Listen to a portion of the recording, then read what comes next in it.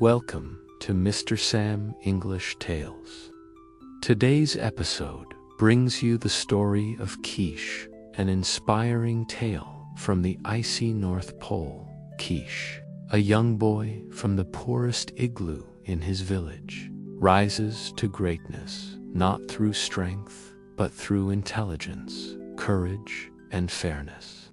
Discover how he becomes a respected leader by using smart strategies and a kind heart. How can one poor boy living in the smallest igloo become the most respected leader of an entire village? The answer lies in courage, fairness, and intelligence. This is the inspiring tale of Keesh. What you'll learn from this story: 1. The value of using your mind to solve problems. 2. The importance of fairness and sharing. 3. The courage to stand up for what is right. 4. How intelligence can overcome even the biggest challenges. In this story, you will meet Keesh after his father died. Keesh was responsible for taking care of his mother and himself. What are some of the responsibilities you have? They might include going to school, earning money, taking care of a relative or child, or doing various chores. Tell about your responsibilities. He knew how to kill bears. Winters are dark at the North Pole. When the storms come, winds howl across the ice. The air is filled with snow, and no one ventures out. That is a good time to tell the story of Keesh. How Keesh, from the poorest igloo in the village, rose to power and became the leader of his people. This is his story. Keesh lived at the North Pole a long time ago. He lived near the edge of the polar sea. He was a bright 13-year-old boy with a strong, healthy body. His father was a brave man who had died during a famine in the village. His father tried to save the lives of his people by fighting a giant polar bear. Keesh's father was crushed to death during the struggle, but he killed the bear, and the meat from the bear kept the people from starving. Keesh was his only son, and he lived alone with his mother. But people are forgetful, and they soon forgot how Keesh's father had saved their lives. And since Keesh was only a boy, and his mother was a woman and not a warrior, they were forced to live in the smallest and poorest igloo in the village. One night there was a council meeting in the large igloo of Kloshkwan, who was the chief. At that meeting, Keesh showed how much courage he possessed. He rose to his feet and waited for silence. Then, with the dignity of an older man, he said, "It is true that my mother and I are given meat to eat. But the meat is always old and tough, filled with bones, and difficult to eat." The hunters, both the young and the old, were shocked to hear a child speak to them that way. But Keesh went on steadily. "Because my father, Bok, was a great hunter, I can speak these words. You know that Bok brought home more meat than any hunter in the village. You know that he, himself, cut up the meat and shared it with everyone in the village. The oldest woman, the weakest old man, received a fair share." "Quiet," shouted the men. "Throw the child out. Send him to bed. No child may speak such words to warriors like us." Keesh waited calmly until the shouting died down.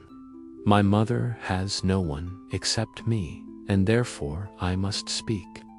My father put his life in danger and died to provide food for this village. It is only right that I, his son, and Ikaga, who was his wife, should have enough good meat to eat as long as there is plenty of good meat in the village. I, Keesh, the son of Bach, have spoken." He sat down. He could hear angry murmuring all around him. "It is not right for a boy to speak like that in this council," old Ugluk was muttering. Masuk stood up.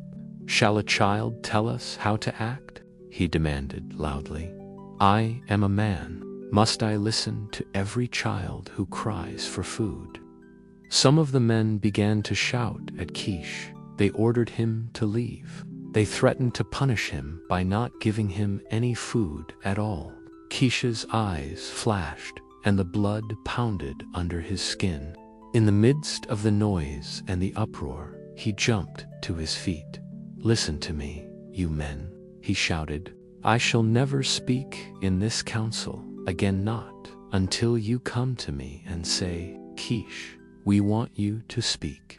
Keesh raised his arm and said, "My father, Bach, was a great hunter. I, his son, shall also go out and hunt the meat that I eat. When I return with meat, I will divide it fairly. No old person will cry out in hunger at night, while young warriors are holding their stomachs in pain because they have eaten too much. I, Keesh, have said this." They laughed at Keesh and followed him out of the igloo, shouting at him. But Keesh said nothing more. He walked away with his head erect, looking neither to the left nor the right. The next day, Keesh went down to the shore, where the ice and the land came together. Those who saw him go noticed that he carried his bow and a large supply of arrows. Across his shoulder was his father's big hunting spear. There was laughter and much talk, for nothing like this had ever occurred before. Boys of his age did not go out to hunt, and they certainly never went out to hunt alone. People shook their heads gravely, and the women looked sadly at Ishiga, who was extremely worried about her son. "He will be back before too long," said the woman to cheer her up. But the hunters said, "Let him go. This will teach him a lesson. He will return shortly. Then he will be quiet and meek, and will know his place in the village." But a day passed, and a second day, and on the third day there was a storm, and wild gales blew. And still there was no Keesh. Aikiga's face was filled with grief, and the women spoke bitterly to the men, saying that they had mistreated the boy and had sent him to his death. The men did not answer, and they prepared to search for the body when the storm was over. Early the next morning, however, Keesh marched into the village, but he did not return in shame. Across his shoulders, he carried some fresh killed meat, and when he spoke, it was with authority and pride. He said to the men, "Take some dogs and sleds and follow my path for a day. Eventually, you will find much meat on the Isa-bear and her 2 cubs." Aikiga was overjoyed, but Keesh said simply, "Come, Aikiga, let us eat. After that, I shall sleep, for I am weary." And he went into their igloo and ate a great deal, and then he slept for 20 hours. At first, there was much doubt and discussion. It is very dangerous to kill a polar bear, and it is 3 times as dangerous to kill a mother bear with her cubs. The men could not believe that the boy, Keesh, all by himself, had accomplished something so incredible. But the women pointed out that he had returned with fresh killed meat on his back, and this was a powerful argument. So the men finally departed, grumbling and saying that even if it were true, he had probably not cut up the carcasses into pieces. In the north, it is very important to do this as soon as the kill is made. If not, the meat freezes so solidly that it cannot be cut, and a 300-pound bear, frozen stiff, is a very difficult thing to put on a sled and haul over bumpy ice. However, when they arrived at the spot, they found not only the kill, which they had doubted, but that Keesh had cut up the carcasses exactly the way a hunter should do it. Thus began the mystery of Keesh. It was a mystery that deepened and grew with the passing of the days. On his very next trip, Keesh killed a young bear, and on the following trip, he killed 2 large bears. Usually, he was gone for 3 to 4 days, although it was not unusual for him to stay away for a week at a time. And Keesh always went alone, for he did not wish to have company on these trips. The people were amazed. "How does he do it?" they asked one another. "He never even takes a dog with him, and dogs are such a great help too. Why do you hunt only bears?" Klashkwan asked him one day. Keesh gave him a very good answer. "Everyone knows that there is more meat on the bear," he said. But people in the village also talked about magic. "He must know magic," some of the men said. "Perhaps he hunts with evil spirits, and the evil spirits help him." But other people said, "Maybe the spirits are not evil, but good. You know that his father was a mighty hunter. Is it possible that his father somehow helps him to hunt? It is hard to understand. Who knows?" Still, his success continued, and the less skillful hunters were often kept busy hauling in his meat. Keesh shared the meat fairly. As his father had done, he made sure that the weakest old woman and the frailest old man received a fair share. As for himself, he never took more than he needed. Because of this, and his ability as a hunter, Keesh was looked upon with great respect. There was talk about making him chief after old Klashkwan died. They hoped that Keesh would come to the council again to speak, but he never did, and we were ashamed to ask him. "I wish to build an igloo for myself," Keesh said one day to Klashkwan and some of the hunters. "It should be a large igloo where Ikaga and I can dwell in comfort." "Yes," they nodded. But I have no time. My business is hunting, and it takes all the time. So it is only right that the men and women of the village who eat my meat should build me my igloo." The igloo that they built was very spacious. It was even larger than Klashkwan's igloo. Keesh and his mother moved into it, and it was the first comfort she had enjoyed since the death of Bach. And because of her wonderful son, she came to be looked upon as the most important woman in the village. And the other women visited her to ask for advice and to be guided by her wisdom. But it was the mystery of Keesh's marvelous hunting that was the main thing on everyone's mind. And one day, Ugluk spoke to Keesh face to face. "People say," said Ugluk in an unfriendly way, "that you have some magic power, that evil spirits help you when you are hunting." Keesh answered him by saying, "Isn't the meat good? Has anyone in the village ever become sick by eating it? How do you know that magic or evil spirits are involved? Do you say that because you are so envious of me?" And Ugluk went away feeling very embarrassed. But in the council one night, they discussed Keesh for a long time. Finally, they decided to spy on him when he went out to hunt, so that they could learn his methods. On his next trip, 2 clever young hunters, Bim and Bon, followed Keesh. They stayed a good distance behind him and made sure that he did not see them. They kept an eye on him and on everything he did. 5 days later, they returned, eager to tell what they had seen. The council was hastily called, and Bim began to speak. He said, "Fellow warriors, as you ordered, we followed Keesh. We followed him very slyly, so that he was not aware we were behind him. In the middle of the first day, he saw a large bear. It was a very large bear. I have never seen a bigger one," said Bon. "But the bear did not wish to fight," said Bim. "For the bear turned from Keesh and went off in the other direction, over the ice. We saw this as we watched from the rocks near the shore. Then the bear came our way, and Keesh ran after him, completely unafraid. Keesh shouted loudly at the bear, waved his arms around, and continued to yell. Then, finally, the bear got angry, rose up on his hind legs, and began to growl. But Keesh walked right up to the bear. "Yes," said Bon, continuing the story. Keesh walked right up to the bear. The bear began to chase him, and Keesh ran away. But as Keesh ran, he dropped a little round ball on the ice. The bear stopped and smelled it, then swallowed it. Keesh continued to run away and drop little round balls, and the bear continued to swallow them all.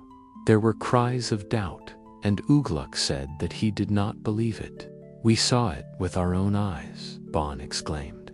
"Yes," said Bim, "we saw it with our own eyes." This continued, and then the bear suddenly stood upright and roared loudly in pain and ran around wildly, beating its paws madly against its body.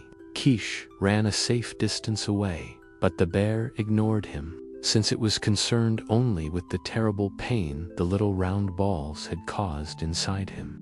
"Yes," Bon interrupted him. "It was a pain inside him because he clawed at himself and growled and squealed and jumped frantically around. I never saw such a sight, never," said Bim. "And furthermore, it was a very large bear. Perhaps it was some kind of magic," Ugluk suggested. "I do not know," Bim replied. "I can only tell you what I saw with my eyes." After a while, the bear grew weak and tired, for he was very heavy and had been jumping around violently. Finally, he went off to the ice along the shore, shaking his head slowly from side to side, and sitting down now and then to squeal and cry. Keesh followed the bear, and we followed Keesh. For 3 more days, we followed them. The bear grew weaker and weaker, and never ceased crying from its pain. "It was magic," Ugluk exclaimed. "Surely it was magic." "It may well be," Bim went on. "The bear wandered back and forth, going in circles, so that, at the end, he was near the place where Keesh had first seen him.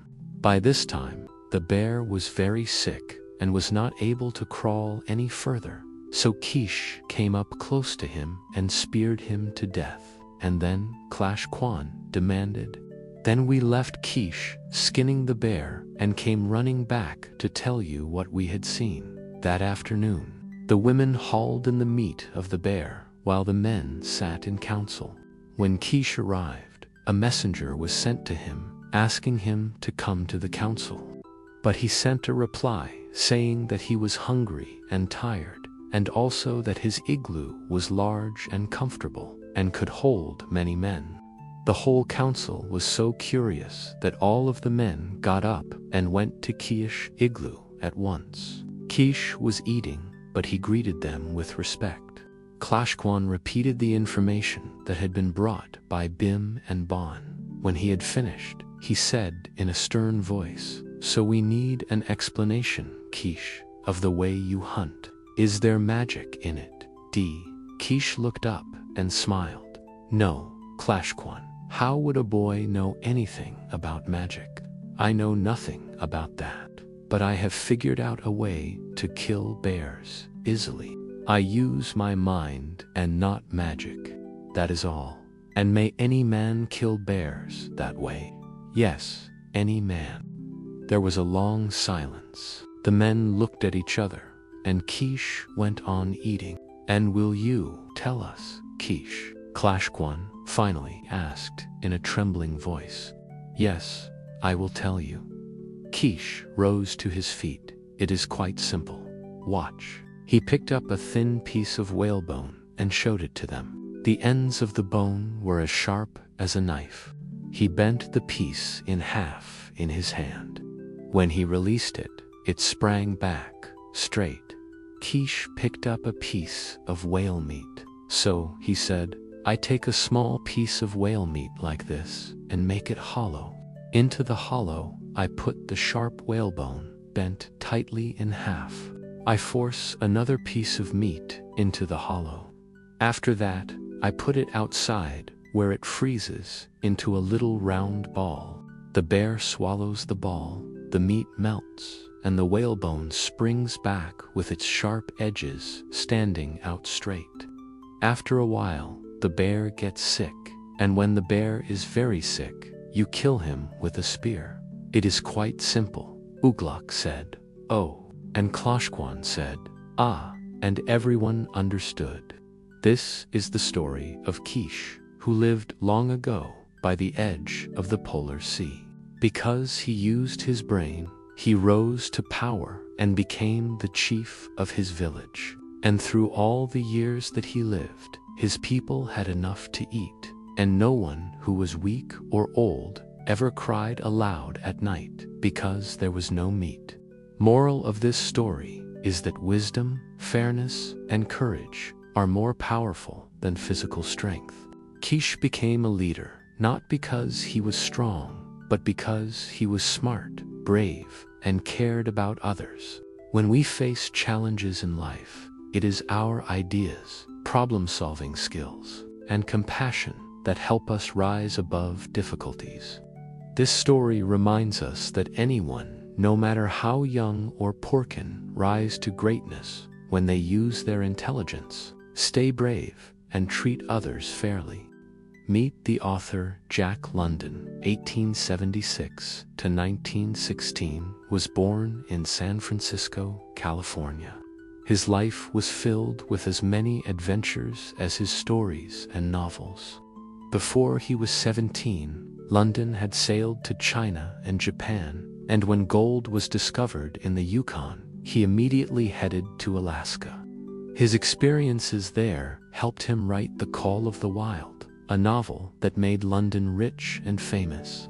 Although London earned more than $1 million from his writing, he spent the money as quickly as he earned it, and he died almost penniless at the age of 40.